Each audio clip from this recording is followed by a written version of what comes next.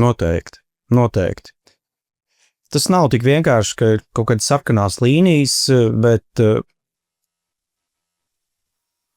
es eju politikā, tāpēc, ka ir kaut kādas lietas, par kurām es stāvu, kurām es ticu, un es arī redzu citus cilvēkus, kuriem tas ir tikpat svarīgi.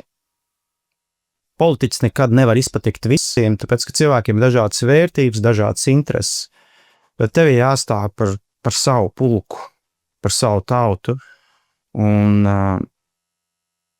ja tu esi patiesi tajā, ko tu redzi, ko tu dari, cilvēki tev tic, viņi iet līdzi. Un es domāju, tas ir pats svarīgākais. Cilvēki sagaida politiķus, kur nāk ar ideju, kur ir patiesi un kuri nāk kalpot. Tas ir mans redzējums, un es arī sagaidu, ka vairāk būtu tādu politiķu, un es teiktu profesionālu politiķu, kur nāk ar šādu misiju, nevis otrādi. Meklēt ātru renti, ātrus labumus, apmānīt, nogrābt kaut ko no galda un aiziet.